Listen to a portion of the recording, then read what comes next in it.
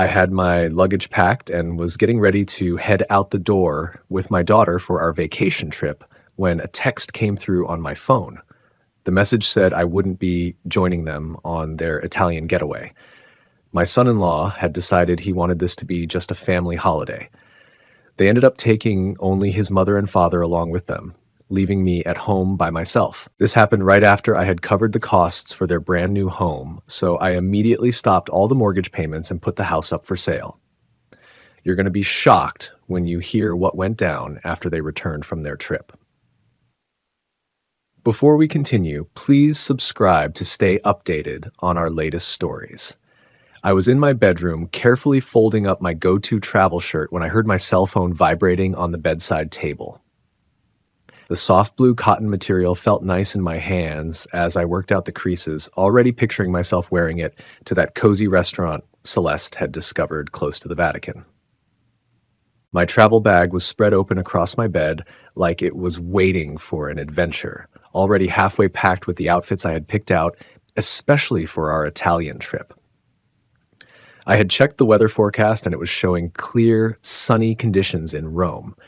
Absolutely perfect for all those walking tours I had researched and printed out, then stuffed into my carry-on bag. While I was trying to decide between my brown leather dress shoes and my comfortable walking tennis shoes, I found myself quietly singing along to an old Frank Sinatra song. Our plane tickets to Leonardo da Vinci Airport were sitting right there on my nightstand beside my passport, both looking fresh and official, with just 4 hours left before we were supposed to take off.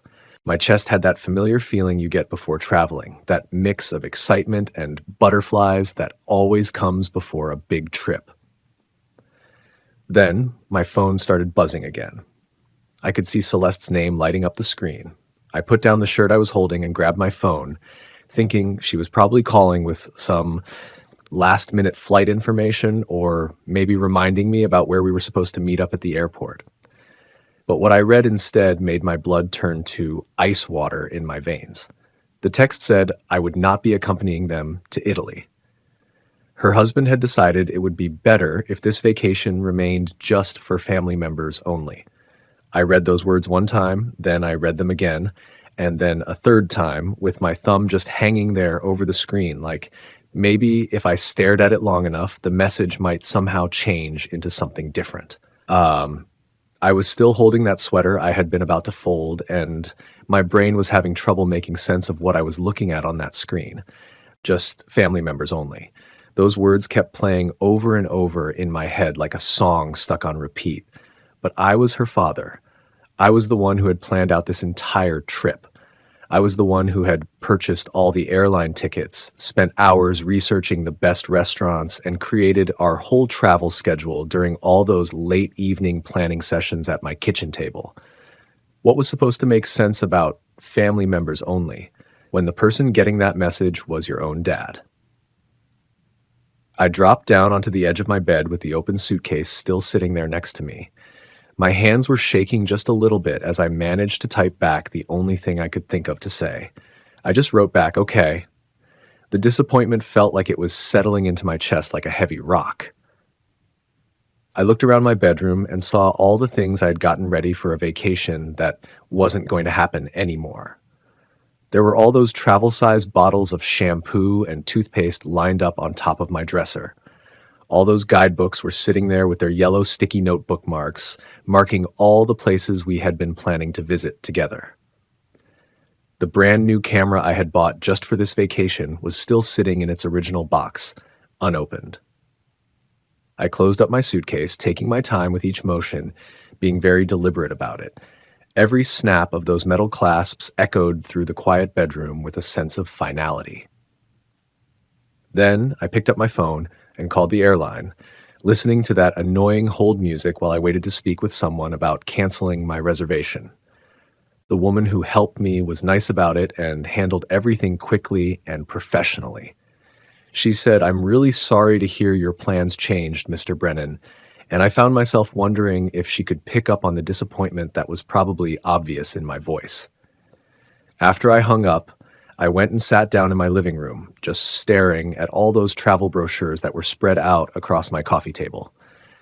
The house seemed more empty than it usually did, quiet in a way that made my ears feel like they were ringing.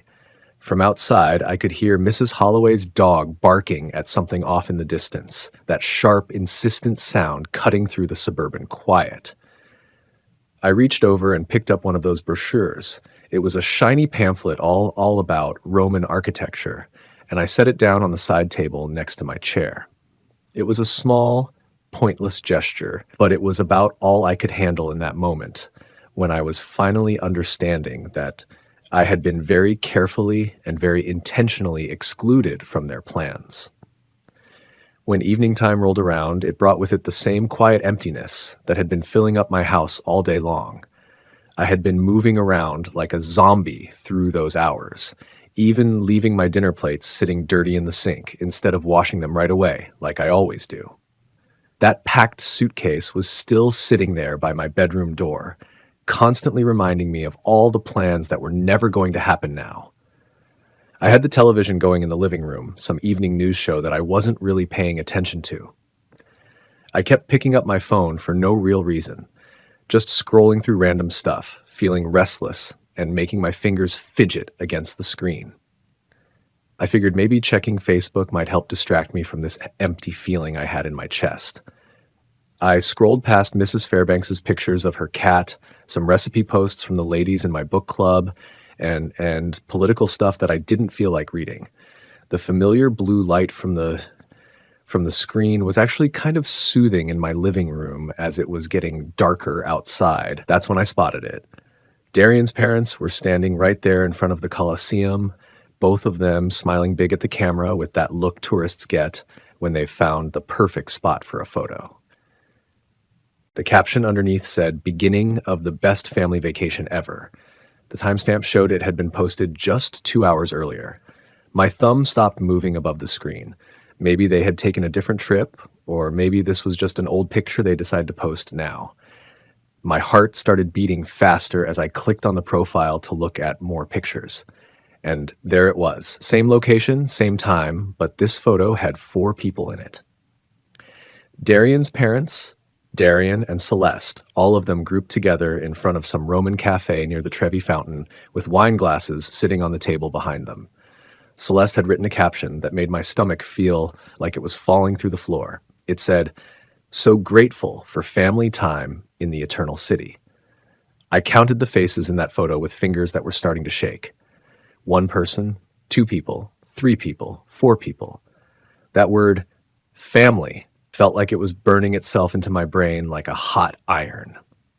I put the phone down on my coffee table with their happy faces still glowing up from the screen.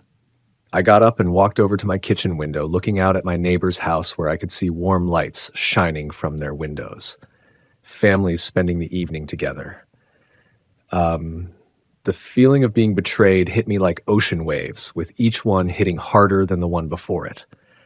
I grabbed my phone once more, telling myself maybe I had gotten it wrong somehow. Maybe those pictures would show something different if I looked again. But there they were, still posted with recent timestamps, their faces still beaming with that carefree joy. All 4 of them together in that city I had been dreaming about visiting, enjoying the vacation I had put together, following the travel plan I had spent hours researching. I went back over to my kitchen window and caught sight of my own face looking back at me in the glass, pale and with dark circles under my eyes. Behind my reflection, I could still see their group picture glowing on my phone screen, their joy mixing with the image of me standing there alone. The difference between us was sharp and hurt to look at, like a picture that showed me exactly what my place was in their idea of what family meant. I had barely gotten any sleep at all, just lying there tossing around in bed while pictures of their vacation kept flashing through my mind every time I closed my eyes. When morning finally came with that dull gray light creeping in through my bedroom curtains, I knew I had to get some answers. I couldn't just let this go without finding out why this had happened. My coffee cup was trembling a little in my hands as I sat there at my kitchen table, going over in my head what I was going to say to Celeste. With the time difference, it was already afternoon over in Rome, which made it the perfect time to call. I took a long, deep breath and punched in her number, listening to that expensive sounding international ringtone. It rang 3 times, then 4 times. Then I heard her voice, sounding happy and upbeat. Hey there, Dad! I could hear all kinds of noise in the background. Darian talking, street sounds, all that busy atmosphere you get in an Italian city. I need to understand something, I said, getting right to the point. What's that? She sounded like she wasn't really paying attention, probably looking at some tourist attraction or store window. I saw those pictures on Facebook. Darian's mother and father are right there with you guys. There was a pause, and it went on for a long time. Then when she spoke again, her voice had changed and sounded like she was getting ready to defend herself. Dad, we can talk about this and explain everything. You told me it was just for family members only. So what does that make me then? Now her voice was getting colder. Listen, Darian said you can be too much to handle. He didn't want you messing up his vacation. That phrase, too much to handle, felt like someone had punched me in the stomach. Messing it up? I'm the one who planned this whole trip. I'm the one who bought all the tickets. And Darian's mother and father paid for their own way. They don't expect us to look after them all the time. All the time. Those words just hung there in the air between us like she was accusing me of something. I helped support you too. When that was something you decided to do? She cut me off. We never asked you to make us feel guilty about it. I could hear Darian laughing about something completely different in the background. His voice sounded relaxed and like he had no idea what we were talking about. Hearing that sound made my teeth clench together. To be honest with you, Dad, Celeste kept going, and her voice was getting harder with every word she said.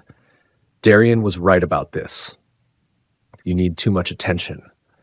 My phone felt like it weighed a ton in my hand. I get it now. Good. We'll have a conversation when we get back home. I understand. I ended the call without saying goodbye. I put the phone down very carefully on the table. That phrase, need too much attention, kept repeating in my head like some kind of terrible song. I found myself walking to my home office, pulled there by some feeling I couldn't put a name to. Every wall was covered with family pictures. There was one of me teaching Celeste how to ride her bicycle, her college graduation ceremony picture, her wedding day when I walked her down that aisle with tears of happiness running down my face. My hands slowly closed into tight fists as I looked at all these images of a relationship I had apparently been completely wrong about. In one picture, I was holding baby Celeste, both of us smiling for the camera. My reflection in the glass showed an older man now, tougher looking, with something cold starting to grow behind his eyes. I reached out and adjusted the picture frame, making small, careful movements. That little action felt important somehow, like I was fixing more than just a crooked photograph.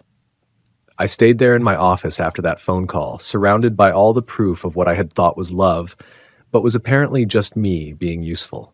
Every single photo on that wall was telling a story I was only now starting to understand the right way. There was the wedding photo where I walked Celeste down the aisle. I had spent $42,000 on that day, making sure every detail was perfect because I wanted her to be happy. The college graduation picture was there too. I had taken care of her student loan payments when Darian couldn't find any work after his own graduation. The house hunting photos were spread out across my desk. I had co-signed their mortgage paperwork when the banks wouldn't give them approval on their own. Christmas photos showed all those expensive presents under trees that I had purchased. Birthday parties where my gifts got opened last, almost like they had forgotten about them. Every memory was adding more weight to my chest, a pressure that kept building up and made it hard to get enough air. I opened up my desk drawer and took out bank statements and receipts I had been keeping out of habit. The down payment money for their house, $95,000 that came out of my retirement savings. Money I had been putting away for my own future. Car payments I had taken over when Darian lost his first job. Credit card bills I had paid when they couldn't make their monthly payments. The vacation savings account I had been building up for years. Money that had ended up buying their plane tickets to Italy. But it wasn't only about the money. I started remembering all the plans I had canceled, all the things I had given up that went way deeper than just dollars and cents. That fishing trip with my old buddies that I called off because Celeste needed me to watch the kids. The lady from my book club who had asked me out to dinner, I had told her no because Celeste needed help with moving to their new place. My own travel dreams that I kept putting off over and over again while I was supporting theirs instead. Those Sunday dinners where Darian barely looked at me, holiday gatherings where I felt like an outsider, all the subtle ways he made me feel unwelcome while taking my financial support. The pattern was obvious now. I couldn't believe I'd missed it. My hands trembled as I flipped the photos face down. That phrase, need too much attention, kept repeating in my head. Suddenly, I understood the difference between being loved and being useful. They never wanted me in their lives. They wanted me to fund them. I jumped up so fast my chair hit the wall.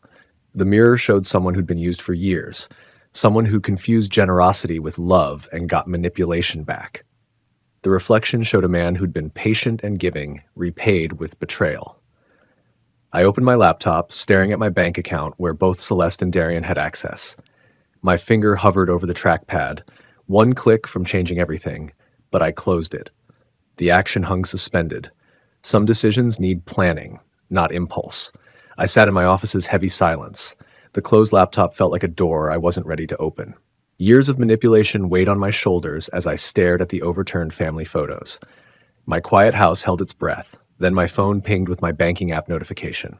I almost ignored it, expecting routine spam, but something made me check. Account alert, transaction processed.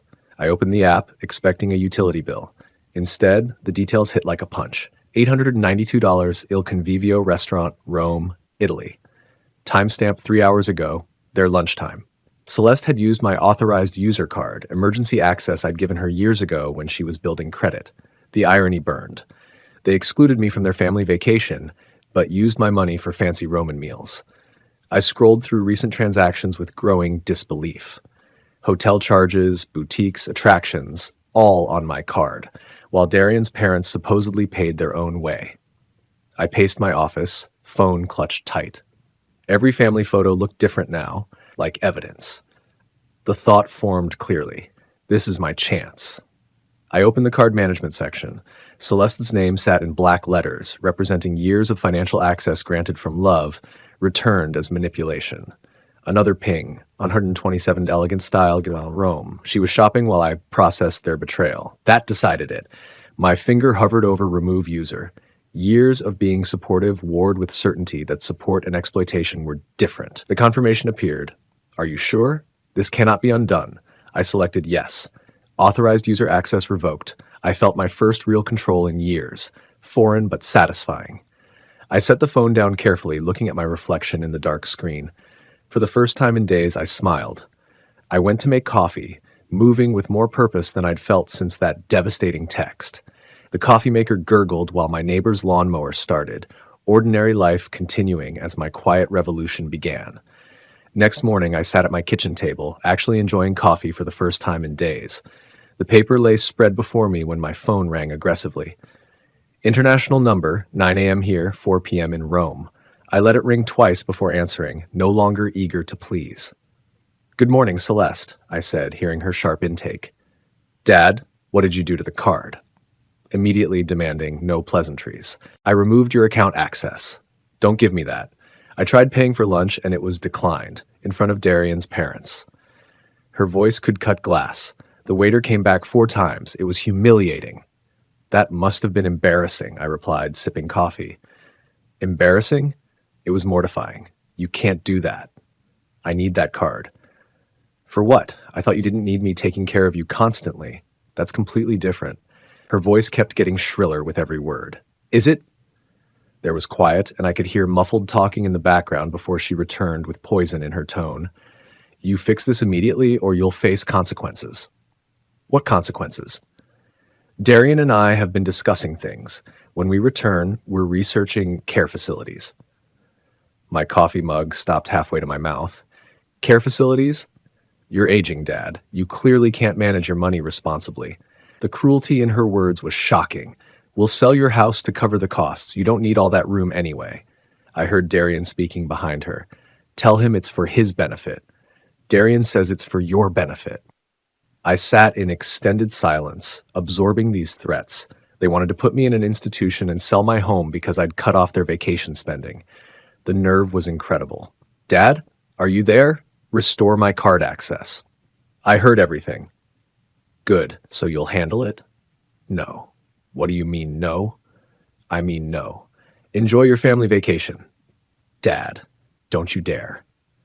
I ended the call and placed the phone face down. My hands stayed calm as I took a long drink of coffee, gazing out my kitchen window at my well-kept yard. This house I'd owned for 28 years, completely paid off with only my name on the deed, the house they imagined they could sell to stick me somewhere convenient. I got up with fresh determination, leaving my unfinished coffee, and headed toward my office with purposeful steps.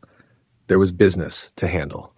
I retrieved my house deed from the filing cabinet, laying it on my desk like a strategy map. But it wasn't my deed I was examining. It was the second property document for Celeste and Darian's house on Oak Avenue, with my name alone on the title, exactly as it had been since I purchased it for them. I recalled that conversation 3 years back. Just for mortgage approval, sweetie. We'll switch it to our names once everything's finalized. They'd been too occupied with their lives for paperwork, always promising to handle it next month, next season, next year. I located Kai Nakamura's business card in my desk drawer. He'd sold me both properties, a reliable man who valued discretion. I grabbed my keys and left. The drive to his office took me through familiar Cedar Falls streets. Mrs. Patterson waved from her garden as I backed out, her friendly wave reminding me how ordinary this morning appeared. 20 minutes later, I parked at Nakamura Properties, located in a restored Victorian that Kai had renovated with clear care. Kai glanced up from his computer as I walked in, surprise and pleasure showing on his face. Fletcher, great to see you. How's retirement going? I need to sell the Oak Avenue property fast. He stopped, his experienced eyes catching something in my expression. The house you purchased for Celeste, is everything okay? Everything's fine. I just need it sold. What's the market doing? Kai turned to his computer, accessing comparable sales with professional skill. Market's strong right now. Properties like that in that area, $205,000, maybe $215,000. The figure pleased me. I'd paid $148,000 3 years ago. How fast are we talking? Kai asked. ASAP. Price it to sell. He pulled out listing forms, inspection schedules, his movements practiced and comforting. We'll need photos, possibly some staging. I can have my crew there tomorrow. The house has current occupants. Oh, will Celeste coordinate the showings? Celeste's in Italy. I have keys. Kai seemed slightly puzzled, but professionally accommodating. We covered listing price, commission, closing schedules. I signed the listing contract, my signature confident in, and final. I'll begin marketing right away, Kai said. In this market, we might have offers within days. We shook hands and I valued his professionalism, how he avoided unnecessary questions. Walking to my car, I felt lighter than I had in days. Classical music from my radio filled the quiet as I drove slowly through downtown Cedar Falls, viewing my hometown with fresh perspective. At a red light, a young family crossed the street, father holding a toddler, mother with a stroller. I remembered when Celeste was that age, before everything became about money and manipulation and what I could provide instead of who I was. I pulled into my driveway and sat briefly, looking at my mailbox with Brennan painted in faded letters. The name felt different now, meaningful again. I walked up my front steps, keys jingling, a sound promising more changes ahead. Inside, I opened my laptop to find an email from the real estate service. Property listed successfully appeared on screen, and I felt satisfaction seeing those words. But more work remained. I opened a new browser tab and searched Moving Services Cedar Falls, Iowa. Large corporate companies filled the first results, but I scrolled past them, seeking something personal and dependable. I found Brent's Reliable Moving, a sin with small opera reviews, solid reviews, family-owned for 12 years, the type of business where you speak to the owner, not a call center. I called the number, expecting exactly that. Brent's Moving. This is Brent. His voice was rough, direct, no company script. I need help moving some stuff tomorrow. It's urgent. What kind of schedule are we looking at? Tomorrow morning, if you can. It's a whole house full of things. Where are we going from and to? Brent asked. I gave him Celeste's address, explaining everything needed storage. Storage place set up, he asked, and I realized I hadn't arranged that yet. I can suggest Safekeep Storage on Pine Street, Brent continued. Work with them regularly. Need their number? Within minutes, I had Iris from Safekeep Storage on a three-way call, working out details. For a whole house, you'll need at least a 10 by 20 unit, Brent recommended. First month up front. That's $135, Iris said. I'll take it. Can someone meet us there tomorrow? Back with Brent, we settled the specifics. My truck and two guys, we can begin at 8:15 a.m. What's the address again? I gave Celeste's Oak Avenue address, adding, the people living there are traveling. I'd like everything finished before they get back. Got it. Family matter? Brent's voice suggested he'd handled these situations before. Something like that. Been through it myself. Will be quick and respectful. After finishing the calls and paying storage online, I cooked dinner with an appetite I hadn't had in days.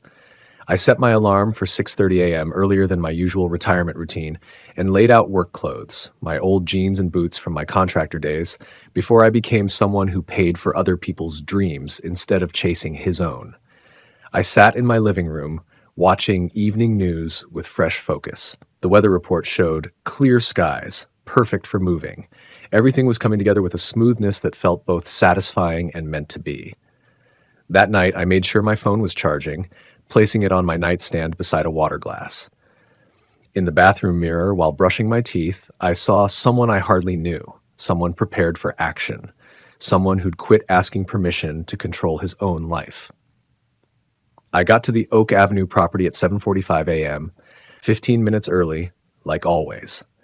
The house I knew so well looked different now, not my daughter's home anymore, just a property that needed emptying. Brent's moving truck sat outside already, motor idling, steam showing in the cool morning air. Brent stepped out of the cab when I drove up, a solid man in his 50s with the no-nonsense attitude of someone who dealt with countless family dramas without judging. His two crew members, younger men in matching company shirts, were already pulling out equipment with smooth efficiency. Mr. Brennan? Brent offered a calloused hand. Ready to start? I opened the front door with my backup key, the house quiet and hollow in a way that seemed right. We went through each room, Brent evaluating furniture and belongings with expert eyes. This'll take about 3 hours, maybe 4 with the heavy stuff, he said, writing on his clipboard. I showed him what was Celeste and Darian's, which meant everything. The pricey sectional couch I'd gotten them last Christmas, Darian's fancy home office setup with gaming gear, Celeste's huge wardrobe filling 2 walk-in closets. The crew began with bedroom boxes, wrapping and marking with organized precision. I demanded to help despite Brent's concerns about insurance. I'm not that old, I said, getting a smile from one of the younger guys. Soon I was hauling boxes marked Celeste's books and Darian's sports gear, feeling odd satisfaction watching their stuff get packed away so systematically. In their bedroom closet, I discovered photo albums from their wedding. Looking through them, I noticed I was missing from most pictures. Darian's family featured in every shot while I showed up in maybe 2 photos, always on the sides. I shut the album and gave it to Brent's crew. Room after room, we cleared expensive things I'd forgotten buying them. Designer purses, electronics, the leather dining room set I'd bought for their first anniversary. My back began hurting, but I kept going, powered by purpose I hadn't felt in years. In what was meant to be a future nursery, I found baby furniture they'd hopefully put together for grandchildren that never happened. For a second, doubt snuck in. Was I being too cruel? Then I discovered Darian's credit card bills showing luxury spending while they cried poverty to me, and the doubt vanished entirely. You all right, Mr. Brennan? Brent asked, seeing my hesitation. Just remembering things. Let's continue. By 11:45 a.m., we completed our last check of the empty house. Rooms sounded different now, afternoon light pouring through naked windows onto bare floors. I locked up and kept the keys, following the moving truck to Safekeep Storage, where I watched their belongings vanish into Unit 52C. I paid Brent cash, adding a big tip. Hope things work out for you, Mr. Brennan, he said with real warmth. Driving home alone, I saw my phone flash with a Facebook alert. I pulled into my garage, the device still buzzing in the cup holder, like a nagging reminder that my peaceful morning was about to get much more complex. Inside my house, I finally checked the buzzing phone to find several Facebook notifications. Celeste had posted furious status updates. Some people have no respect for family privacy. The comments showed friends asking what happened, with Celeste playing victim perfectly. I closed Facebook without answering and called Kai Nakamura back. Fletcher, excellent news. Kai sounded thrilled. We have a serious buyer. Cash offer. This fast? Young couple, just moved here for jobs. They love the area. He paused dramatically. Offer is $208,000, higher than expected. The number pleased me. When do they want to close? That's the thing. They want to close right away. They could move in this weekend if we can manage it. I looked at my calendar. Today was Thursday. This weekend? They're in a corporate apartment, month to month. Very eager buyers. Kai's excitement was catching. Can you do fast closing? I can have documents ready by tomorrow. Make it happen. Friday morning found me at the title office, signing documents with careful precision. I met the buyers, Caspian and Nora Mercer, early 30s. The type of optimistic young couple that reminded me of Celeste and Darian before bitterness set in. We love what you did with the yard, Nora said during our final walk through the empty house. I didn't mention it wasn't my yard work. It's perfect, Caspian said, taking the keys. We can move in tomorrow morning? The bank transfer alert appeared on my phone. $208,000 minus realtor fees meant $192,000 profit. I'd turned my fatherly gesture into a solid business success. Saturday morning, I chose to drive by the property one final time. I arrived to see a U-Haul in the driveway, Caspian and Nora directing movers with contagious enthusiasm. A baby crib was going inside, young family beginning fresh in a house that had witnessed too much disappointment. I parked across the street, watching Nora plant flowers in the garden while Caspian built a swing set in the backyard. My phone rang with an international number, and I answered, just as a taxi pulled up to the house. The timing couldn't have been more perfect. Celeste climbed out of the taxi first, looking worn out from all that traveling, but instantly becoming alert when she saw what was happening in front of her. Darian handled paying the cab driver, and I watched his face go from being puzzled to completely alarmed as he took in the sight of that U-Haul truck and these strangers standing in what he thought was his own driveway. Hey, excuse me, Darian called out to Nora, who glanced up from where she was working in the garden with that friendly, curious look people get when they're interrupted. What exactly are you people doing in our house?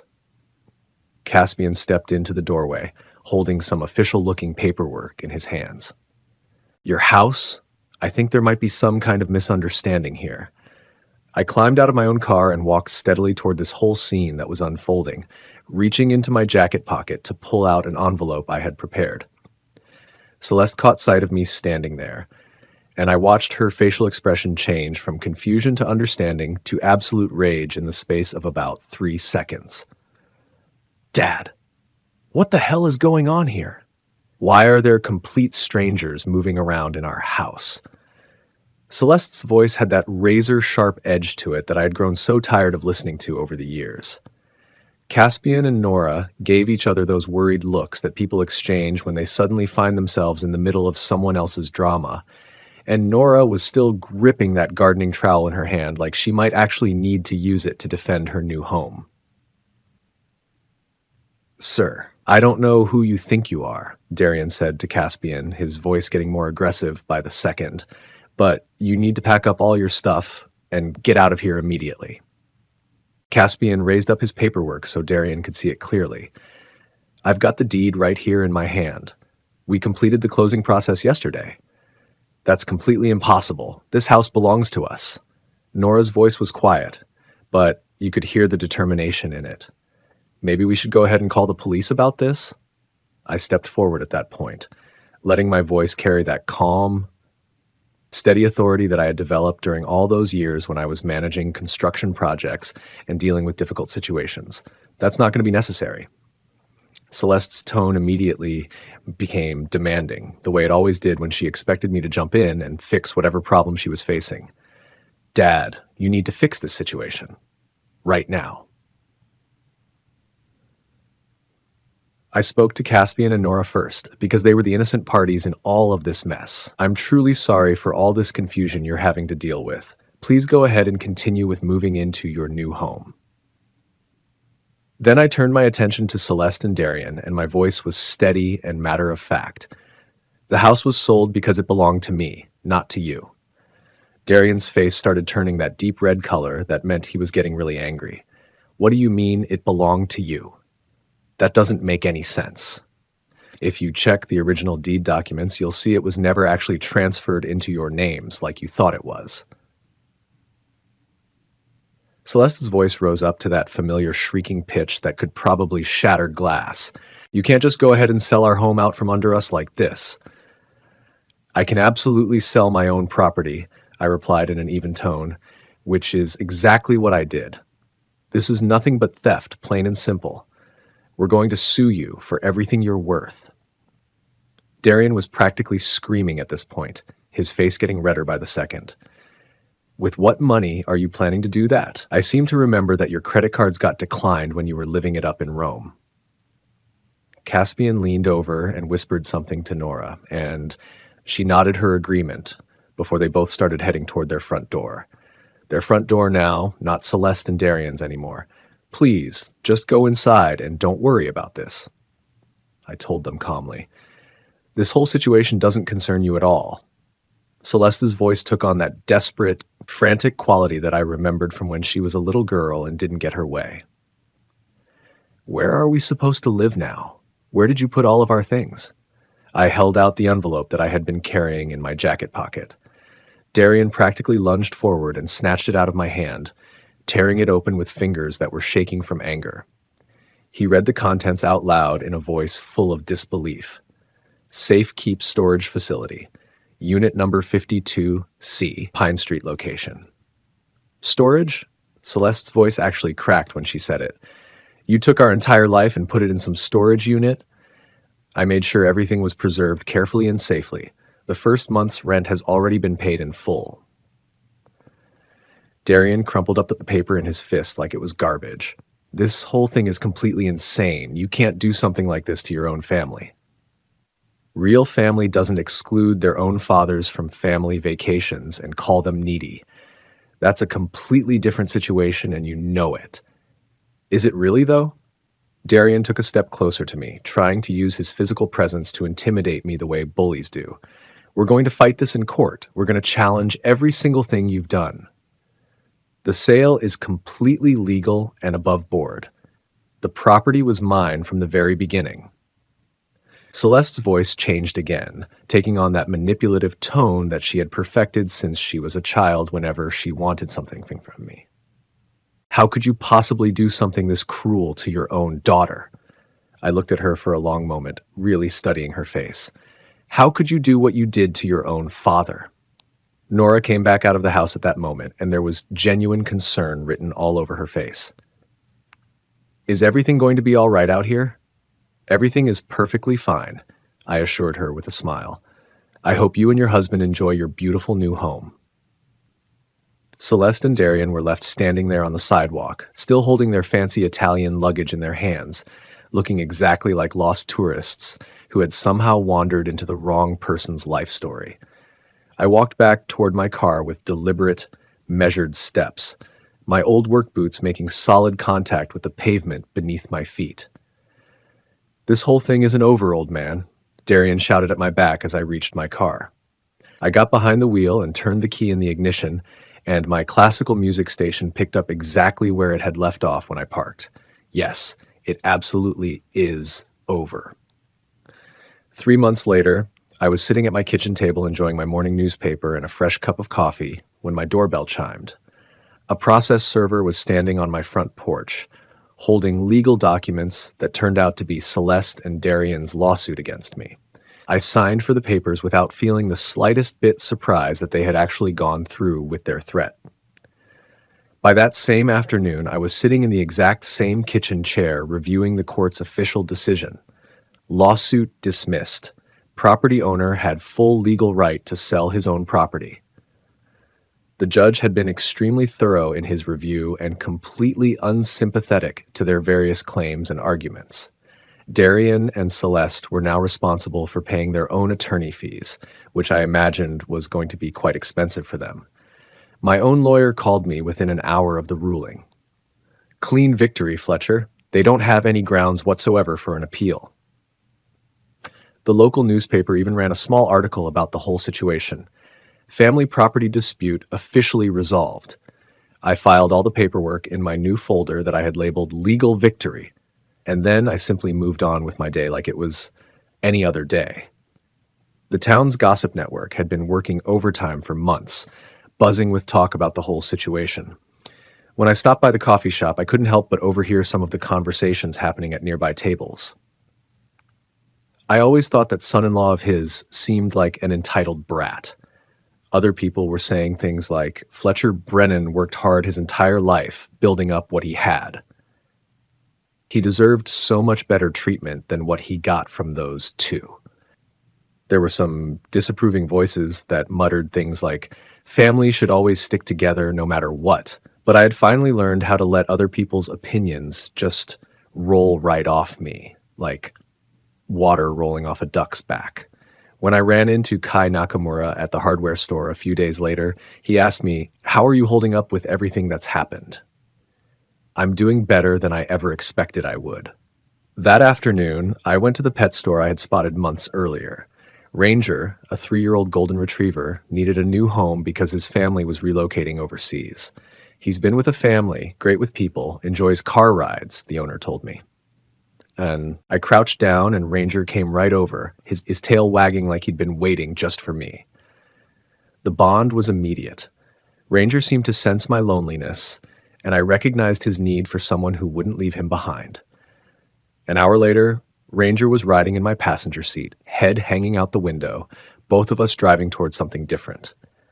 That first night, he slept beside my bed, and for the first time in months, neither of us was alone. With Ranger lying at my feet, I looked up travel trailers online. Best RVs for senior travel brought me to articles about freedom and adventure. At RV lots, salespeople were happy to help.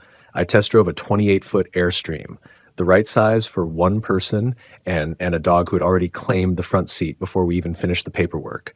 I used my second car's trade-in value plus my savings to buy it completely. Ranger took to RV living right away. We mapped our route, national parks, small towns, places I'd always wanted to visit but had put off for family duties. The morning we left Cedar Falls, my house was ready for a long absence. I had arranged mail holding and asked neighbors to check on the property. Loading the trailer, I packed camping equipment, Ranger's gear, and one photo album with pictures of Celeste as a child, before disappointment changed us both. Ranger could sense adventure ahead, his excitement spreading to me as I started the engine and checked the trailer hitch. We drove through Cedar Falls one final time, past familiar spots that seemed smaller now. Going by Oak Avenue, I saw Caspian and Nora's kids playing in the yard. The house was finally filled with the happiness it was designed for. The highway sign said Montana, 850 miles. Ranger had his head out the window, my hand firm on the wheel, both of us finally free. That evening, we pulled over at a scenic overlook in Montana. I set up a camping chair as the sun dropped behind the mountains, coloring the sky in orange and purple shades I'd never stopped to appreciate before. Ranger settled next to me, peaceful and faithful, wanting nothing more than friendship. For the first time in years, I was exactly where I was meant to be. To hear the next story, click the box on the left. And as always, thank you for watching.